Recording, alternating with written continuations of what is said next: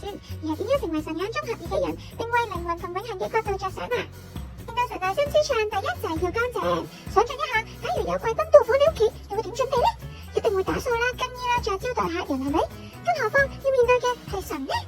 而且神係想永遠同你一齊生活嘅喎，因此我哋喺神面前都要裝扮好先得，污糟係唔得噶。呢個就係要努力變得潔淨，亦都即係要悔改嘅原因啦。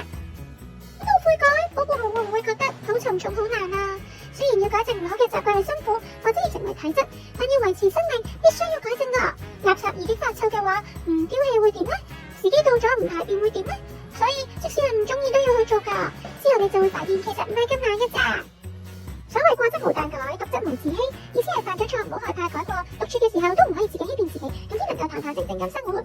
但各位寶貝唔使擔心噶，因為我哋都以住真理話語同神一齊，將自己裝扮得乾乾淨淨，內心就會變得舒坦，然後再迎接住以及每一個屬於你哋嘅時機啦。